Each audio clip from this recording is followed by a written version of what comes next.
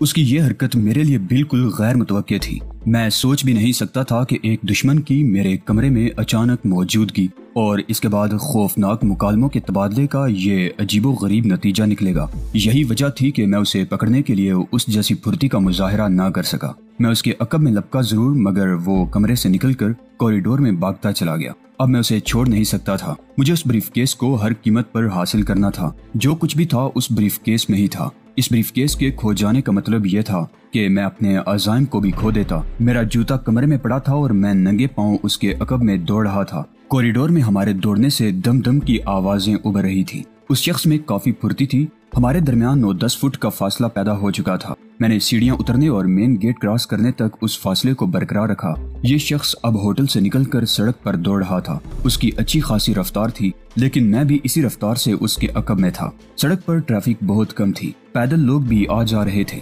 ऐसे में उनके दरमियान हमारी ये दौड़ एक मुज़ीका खेज अमल था। सबसे ज्यादा दिलचस्प बात ये थी कि मैं इस वक्त सफेद मूंछों और सफेद बालों वाले ऐसे उदेड़ उम्र आदमी के रूप में था जो बुढ़ापे की हुदूद को छू रहा हो, लेकिन मेरी बला की तेज रफ्तारी मेरी नौजवानी की चुगली खा रही थी। अचानक मुझे एक अजीब बात सूझी। मैंने चोर चोर की सदाएं लगाना शुरू कर दी और पकड़ लेना के नारे लगाने शुरू कर दिए। इसका नतीजा खातिर खा बरामद हुआ और लोग उसका रास्ता रोकने के लिए लपके। सामने से पुलिस सायरन भी गूंजा और इस अजनबी ने बौखला कर एक गली में टर्न ले लिया। मेरे सदाएं लगाने से आम गुजरने वाले भी मेरी तरफ मुतवज्जे हो गए और मेरी दौड़ पर कह कह लगाने लगे। उनके लिए ये एक दिलचस्प ड्रामा था, लेकिन ये मैं ही जानता था कि इस ड्रामे के पस मंजर में क्या है। लोग तो गली में घुसने से पसो पेश करते रहे, लेकिन मैं अपने अंदर जरा भी सुस्ती पैदा किए बगैर गली में उतर गया। मेरी दौड़ में लोगों की मुदाखलत से पैदा हो जाने वाली रुकावट के बायस अब हमारा दरमियानी फासला 10 फुट से बढ़कर तकरीबन 30 फुट हो चुका था, लेकिन मैं उसका पीछा छोड़ने को तैयार नहीं था। गली में उतरते ही मैंने अपनी रफ्तार को मजीद तेज किया। हमारा दरमियानी फासला तेजी से कम होने लगा और फिर वो वक्त भी आया कि मेरा हाथ उसकी गर्दन पर पड़ने को बेचैन हो गया। गली से निकलकर वो सड़क पर आया ही था कि मैंने उसे गर्दन से पकड़कर उसकी टांगों से टांग अड़ा दी। वो औंधे मुंह गिरा और कलाबाजियां खाने लगा। उसको शदीद चोट आई और मुंह खून से तर हो गया। ब्रीफकेस उसके हाथ से निकलकर सड़क पर फिसला और उसका ढक्कन खुल गया। ढक्कन खुलने से कूड़ा क्रिकेट सड़क पर फैल गया और खाली ब्रीफकेस उल्टा होकर सड़क के दरमियान जा गिरा। सड़क पर ट्रैफिक कम थी। रात का 1:30 बज चुका था। मैंने लपक कर ब्रीफकेस उठा लिया और उस अजनबी की तरफ बढ़ा। मेरा इरादा उसका किस्सा पाक करने का था, लेकिन मैं इस मकसद में कामयाब न हो सका। पुलिस की गाड़ी ऊपर से चक्कर काट कर सायरन बजाती हुई इधर आ रही थी। मैंने भाग लेने ही में आफियत समझी और उसे इसी हालत में छोड़कर दोबारा गली में उतर गया। मैंने गलियों में 2-3 मोड़ मुड़े और मैं सड़क पर आ निकला। अब मेरा दोबारा पाकिशा होटल में ठहरने का इरादा नहीं था, लेकिन मेरे जूते मेरे कमरे ही में पड़े थे। मैंने टैक्सी की और पाकिशा होटल पहुंच गया। मेरी सांस अब तक फूली हुई थी। उस कमबख्त ने मेरी दौड़ लगवाकर मेरा बुरा हाल कर दिया था। होटल से मैंने अपने जूते लिए, कमरा कैंसिल करवाया और फिर सड़क पर चलने लगा। अब मैं किसी होटल में भी ठहर जाता तो बिल्कुल महफूज था। इस दाढ़ी वाले ने ये सब कुछ मुझे फकत खौफजदा करने के लिए कहा था कि उसके साथी नीचे होटल के बुकिंग ऑफिस में मौजूद हैं, लेकिन अब साबित हो गया था कि उसका कोई साथी यहाँ मौजूद नहीं था, बल्कि उसका साथी हेराल्ड मेरे हाथों पहले ही कत्ल हो चुका था। मैंने मजीद वक्त जाया करने के बजाय घर जाने का प्रोग्राम बनाया। रात काफी बीत चुकी थी। मुलाजिम ने मुझे दरवाजे पर ही रोक लिया और मेरे इसरार पर पीटरसन को जगा कर लाए। मैंने अपनी असल आवाज में पीटरसन को बताया कि मैं तोकीर हूँ और बॉन से आ रहा हूँ। पीटरसन मुझे इस हुलिये में देखकर सख्त हैरत ज़दा हुआ। मैं घर के अंदर दाखिल हुआ। जेरेली सो चुकी थी। मैं ब्रीफकेस लिए अपने कमरे की तरफ बढ़ा। कपड़े तब्दील करके मेरे पास आना, पीटरसन ने कहा। मैं पहले ही बहुत थक चुका था। पीटरसन की बात से मुझे बहुत कोफ्त हुई, क्योंकि मैं मुकम्मल आराम करना चाहता था। पीटरसन के बुलावे का ये मकसद था कि मैं उसे अभी मुकम्मल रिपोर्ट दूं। क्या गुफ्तगू कल सुबह तक मुलतवी नहीं की जा सकती? मुझे तुमसे बहुत जरूरी बातें करना है। मैंने ब्रीफकेस को अपने बिस्तर में छुपा दिया, कपड़े तब्दील किए और पीटरसन की लाइब्रेरी में चलाया। हेराल्ड का क्या हुआ? मर गया। बहुत खूब। और रोबन्स किधर है? पीटरसन ने मुझे मशकूक निगाहों से देखते हुए कहा। रोबन्स के बारे में मुझे कतई कोई इल्म नहीं है। तुम सच कह रहे हो? वो मेरी आंखों में आंखें डालते हुए बोला। बिल्कुल। अगर ये सच है तो ये बात हमारे लिए बहुत खतरनाक है। रोबन्स बिल्कुल लापता हो चुका है। अगर उसने यहाँ किसी और को भी अपना हमराज बनाया हुआ था तो फिर हेराल्ड की मौत और रोबन्स की गुमशुदगी हमारे लिए बहुत से मसाइल पैदा कर देगी। ये दोनों अहम अफराद थे। तंजीम इनकी कमी की मुतहम्मिल नहीं हो सकेगी। कम से कम रोबन्स को जरूर बरामद हो जाना चाहिए और थर्ड आई की रिपोर्ट हमारे लिए तबाही का बायस बन सकती है। ये थर्ड आई कौन है? ये चीफ का एक खास आदमी है। जो चीफ ने तंजीम के दरमियान छोड़ रखा है, जो तंजीम के गैर मामूली वाकयात को तंजीम तक पहुंचाता है, ये शख्स आज तक किसी ने नहीं देखा। बाज़ औक़ात चीफ बराह रास्त मुझसे ऐसे वाकयात की तफसील मांगता है जिनका मुझे इल्म भी नहीं होता। मैं इसी थर्ड आई से खौफजदा हूँ। मुझे अंदाजा है कि अनकरीब मुझसे दोनों वाकयात की रिपोर्ट तलब की जाएगी। अब्दुल जब्बार के मुतालिक रिपोर्ट भी अभी अल्तवा में पड़ी हुई है। मैं ये रिपोर्ट हासिल करने के लिए लंदन में गया था कि तुमसे मुठभेड़ हो गई। रूबन्स के गुम हो जाने तक मैंने अपनी जानिब से तंजीम के कवानीन के मुताबिक सब काम निपटा लिया है। ताहम अब चीफ ने रूबन्स के बारे में रिपोर्ट तलब कर ली तो मैं कोई खातिर खा जवाब नहीं दे सकूंगा। अगर तुमने उसे कोई नुकसान पहुंचाया है तो बेधड़क मुझे बता दो ताकि मैं उसके मुताबिक कुछ सोच सकूं। मैं रोबन्स के बारे में कुछ नहीं जानता। मैं उसको सही सलामत न्यूयॉर्क छोड़कर बॉन चला गया था और वहां से अभी आ रहा हूँ। लेकिन न्यूयॉर्क में अगर रोबन्स ने तमाम बातें किसी और शख्स को बता रखी हैं, क्या इसका इम्कान है? इम्कान तो नहीं है। बहरहाल हमें इस बात को नजरअंदाज नहीं करना चाहिए। हेराल्ड के पास जो भी सबूत थे, अगर किसी के भी हाथ लग गए तो मुसीबत खड़ी हो सकती है। ये बात सुनकर मैंने कुछ कहने के लिए मुंह खोला ही था कि फिर खामोश हो गया। बहरहाल तुम अपना ये हुलिया तब्दील कर लो और अपनी असली सूरत में आ जाओ ताकि तुम्हारी यहाँ अदम मौजूदगी ज्यादा देर साबित ना हो। ये मेकअप तुमने करवाया कहाँ से है? बॉन में ही मेरे कुछ दोस्त हैं, ये उनका कमाल है। बहुत खूब, अब सुबह मुलाकात होगी, लेकिन सुबह होने से पहले मेकअप जरूर साफ कर लेना। मैंने सोने से पेशतर अपना मेकअप साफ किया और गहरी नींद सो गया। उस वक्त उठा जब जेरेली मुझे झंझोड़ रही थी। मैं हड़बड़ा कर उठ बैठा। क्या हुआ, क्या बात है? मैंने घबरा कर पूछा। कहाँ थे इतने दिन? ओह, मैंने इत्मीनान की एक गहरी सांस ली। यही था। तुम्हारी मसरूफियात भी बिल्कुल डैडी की तरह होती जा रही हैं। एक रात सोकर उठती हूँ तो डैडी बिस्तर से गायब होते हैं। किसी दूसरी सुबह उठती हूँ तो डैडी बिस्तर पर मौजूद होते हैं। पहले सिर्फ डैडी थे घर में और अब तुम भी हो। अब मुझे सुबह उठकर दोनों बिस्तर देखने पड़ते हैं कि कौन गायब है और कौन मौजूद है। दरअसल इन मसरूफियात में मेरे लिए वक्त नहीं है। डैडी तो चलो मुझे भूल चुके हैं, क्या तुमने भी मुझे बुला दिया? मेरी तुमसे बहुत सी तवक्कुआत वाबस्ता हैं तोकीर। मुझे तुम्हारा एहसास है जेरेली, लेकिन मुझसे लगाई गई तवक्कुआत का दायरा इतना भी ना फैला देना कि इसका अहाता मेरे बस से बाहर हो जाए। मैं कोई जज्बाती लड़की नहीं हूँ। खूब सोच समझकर अपनी आरज़ुओं के अंदर रूह डालती हूँ। मुस्बत और मनफी नताइज तो खैर हर अमल के मुमकिन है। मेरी जानिब से तुम मनफी नताइज पाने के लिए भी खुद को तैयार रखना। तुम कोई बच्चे नहीं हो तोकीर। तुम दुनिया की ऊंच नीच सब जानते हो। तुम मुझे अच्छी तरह समझ गए थे। तुम लंदन ही में जान गए थे कि मैं क्या चाहती हूँ। अब तुम ऐसी बातें करके मुझे दुत्कार नहीं सकते। मेरा दिल नहीं मानता कि तुम इतने खुद गर्ज भी साबित हो सकते हो। मैंने कोई वादा नहीं कर रखा जेरेली, मगर ऐसी मायूस होने की भी कोई बात नहीं। मुझे सोचने का मौका तो दो। इतना सोच सोच कर क्यों अपना दिमाग माफ किए जा रहे हो?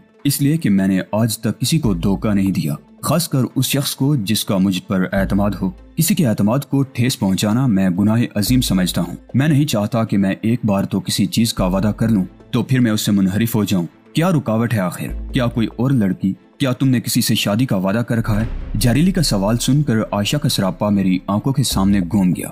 वो जिसकी आंखें खामोश थीं, जो अपनी खामोश आंखों से ही वो कुछ कर देती थी जो उसने जुबान से कभी नहीं कहा था, वो मेरी रूह में उतर चुकी थी। उसे देखकर बारहा मैंने अपने दिल में मुस्तकबिल के सपने सजाए थे। इन सपनों में सुकून ही सुकून था। वो आज भी तो मेरी रात तक रही थी और मैं भी तो उसकी याद को सीने से लगाए इन खून आशाम दिनों के गुजर जाने का इंतजार कर रहा था। इन खून आशामियों की मौजूदगी में मैं आयशा के काबिल न था। वो तो एक आश्ती थी। आश्ती और तूफान का तो आपस में कोई जोड़ नहीं होता। मुझे यकीन था कि मुझे एक बार फिर लौट कर जाना है और अपनी पुरकैफ जिंदगी का एक नए सिरे से आगाज करना है। मैंने आने वाले हसीन लम्हात को कई बार ख्वाब में जहन के पर्दे पर मुतहरक देखा है। क्या बात है, खामोश क्यों हो गए? मैंने किसी से कोई वादा तो नहीं किया है जेरेली, लेकिन कुछ नहीं। इतना याद रखना कि अगर तुम किसी के जज्बात की कदर करते हुए अपने फैसले में ताखीर कर रहे हो तो मेरे जज्बात उससे कहीं ज्यादा पुख्ता साबित हो सकते हैं। तुम दूसरी तरफ मेरे जज्बात भी तो कुचल रहे हो। बहरहाल मुझे उम्मीद नहीं है कि अभी तक कोई लड़की तुम्हारी जिंदगी में आई हो। अगर ऐसा होता तो मैं तुम्हारे अंदर लचक न देखती। जेरेली ने कहा और कमरे से निकल गई। मैं जेरेली की बातों में खो गया। ये 16 साल लड़की इतनी जहां रसीदा और जहां दीदा बातें करती थी। मुझे यूं लग रहा था जैसे जेरेली मुझे जबरदस्ती अपनाना चाहती है, लेकिन वो अपनी जगह हक बजानिब थी। मैंने भी उसे अब तक कोई वाज़ेह बात नहीं कही थी। वो जो कुछ सोच रही थी इसमें मेरा अपना ही कसूर था और वही मेरे अंदर लचक थी जिसका उसने हवाला दिया था। बहरहाल मैं जेरेली के एतमाद को ठेस नहीं पहुंचाना चाहता था। जेरेली एक पुरखुलूस, हमदर्द और मोहब्बत करने वाली लड़की थी। सबसे बढ़कर ये कि हकीकत पसंद थी।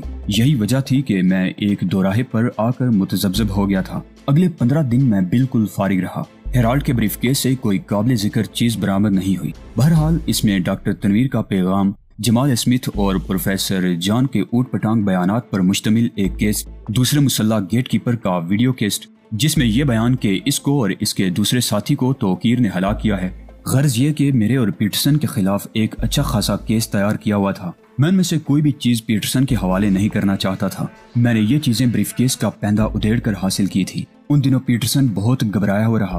वो हेराल्ड की हलाकत और रॉबिन्स की गुमशुदगी के रद्द-ए-अमल का इंतजार करता रहा। मैंने ये 15 दिन जेरेली को दे दिए और हमने ये दिन स्टेज ड्रामे देखते हुए गुजार दिए। बाज ड्रामों में जेरेली ने भी अदाकारी की। वो मुस्तकबिल की एक बेहतरीन अदाकारा साबित हो सकती थी। मैंने इन दिनों CIA के दफ्तर जाने के मुतालिक भी सोचा कि रॉबिन्स के बारे में हकीकत मालूम कर सकूं, लेकिन पीटरसन ने थर्ड आई के बारे में मुझे इस कदर खौफजदा कर दिया था कि मुझे वहां जाने की हिम्मत ही ना पड़ी। मैं नहीं चाहता था कि माहौल से अच्छी तरह बाखबर होने से पहले ही मेरी कोई सरगर्मियों को नोट करना शुरू कर दे। रॉबिन्स हनूज था। मुझे पुख्ता यकीन था कि रॉबिन्स अब इस दुनिया में नहीं है, क्योंकि विल्मर ने मुझे कहा था कि मेरे जर्मनी जाने के बाद वो रॉबिन्स को संभाल लेगा। मेरे ख्याल में उसने ये रॉबिन्स की हलाकत ही के बारे में बात की थी। मुझे मोटी बमों वाले हेराल्ड के साथी से भी खौफ था। वो खामोशी से नहीं बैठ सकता था। वो यकीनन किसी ताक में था। ये भी मुमकिन था कि वो किसी को यहाँ राजदार ना बना रहा हो। वो जान चुका है कि मैं तौकीर हूँ। मैंने हेराल्ड को कत्ल किया है और मैंने उनके तमाम सबूत और शवाहिद हासिल कर लिए हैं।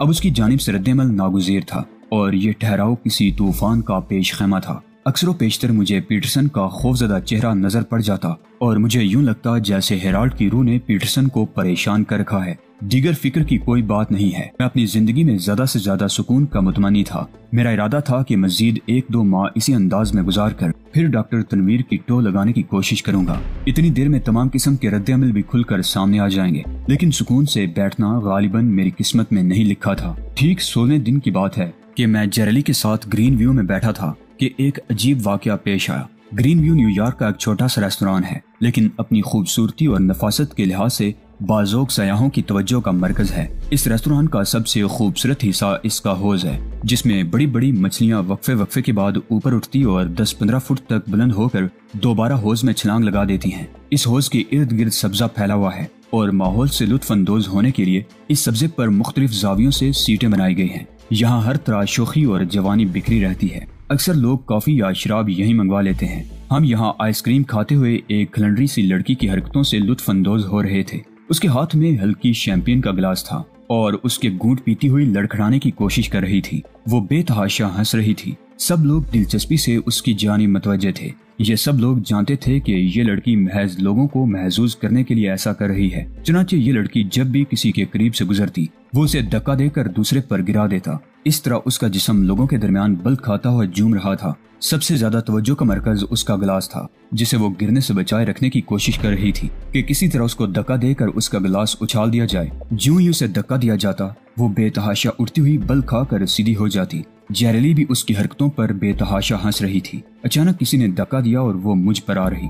शैंपेन का गिलास मेरे चेहरे को भिगोता चला गया और वो खुद बल खाकर ऊपर उठने की बजाय मेरी झोली में आ गिरी। कहकों का एक तूफान बदतमीजी था जिसने आसमान सर पर उठा लिया। मैंने बौखला कर उसे बाहों से पकड़ते हुए सीधा किया। बाजू से गुजरकर जब उसके हाथ मेरे हाथों से टकराए तो यकदम मेरे रोंगटे सरसराने लगे। उसकी मुट्ठी से कोई चीज मुंतकिल होकर अचानक मेरी मुट्ठी में आ गई थी। मैंने सेकंड के 1000वें हिस्से में कुछ सोचा और मुट्ठी में आई हुई चीज मेरी पतलून की जेब में मुंतकिल हो गई। कमरे में वापस आकर मैंने दरवाजा अंदर से बंद कर लिया और धड़कते दिल से जेब में हाथ डालकर वो चीज निकाली। वो कागज का एक पुर्जा था। मैंने उसकी तह खोली। लिखा था, फौरन मिलने की कोशिश करो, वाओ काफ। गोया ये विलियम की तरफ से पैगाम था कि मैं उसे पहली फुर्सत में मिलूं। मैंने दूसरे ही दिन विलियम के पास जाने का प्रोग्राम बनाया। विलियम के पास मुझे एक बार पहले भी विल्मर ले जा चुका था, इसलिए उस तक पहुंचने के लिए ज्यादा तगोदो नहीं करना पड़ी। आजकल क्या हो रहा है? विलियम ने मुझे देखते ही पहला सवाल दाग दिया। बज़ाहिर तो फारिग ही हूँ, लेकिन लगता है कि अनकरीब कुछ होने वाला है। क्या आजकल पीटरसन तुम्हारी तरफ मतवज्जे है? ज्यादा नहीं। अगर तुम चंद दिन के लिए रूपोश हो जाओ तो क्या तंजीम में तुम्हारी अदम मौजूदगी खटकेगी तो नहीं? इस बारे में हतमी तौर पर कुछ नहीं कह सकता। मुझे ऊपर से हुक्म मिला है कि मैं कर्नल सिम्सर्स की मदद करूं। विल्मर ने मेरी आंखों में देखते हुए कहा, मुझे इस सिलसिले में क्या करना होगा? मैं कर्नल सिम्सर्स की मदद के लिए तुम्हें भेजना चाहता हूँ। कर्नल सिम्सर्स कनाडा के तहकीकाती इदारे का सरबराह है। उसने अपने वजीर आजम से बाकायदा मंजूरी लेकर हमसे मदद तलब की है, क्योंकि उसको सोने की बढ़ती हुई स्मगलिंग से कनाडा की हैसियत बुरी तरह मुतासिर होती नजर आ रही है। तुम्हें आज शाम कनाडा परवाज करना है। वहाँ पर कर्नल सिम्सर्स तुम्हारा इस्तकबाल करेंगे और तमाम तर तफसीलात तुम्हें समझा देंगे। क्या इस केस का ताल्लुक कॉमन इंटरेस्ट से है? कॉमन इंटरेस्ट का इसमें कोई ताल्लुक हो या ना हो, बहरहाल तुम अब हमारे दोस्त हो। तुम्हारी मुआवनत और हिफाजत हमारे जिम्मे है। जब भी तुम पर कोई मुसीबत आएगी या जब भी तुम हमें पुकारोगे, हमें मुस्तैद पाओगे। विल्मर इस वक्त दुनिया में जराइम की बीखकुनी के लिहाज से मेरा दायां बाजू है और मुझे उसके इंतखाब पर फख्र है। लेकिन मैं भी ये चाहूंगा कि जब मैं तुमसे कोई दोस्ताना दरख्वास्त करूं तो तुम मेरे एतमाद को ठेस ना पहुंचाओ।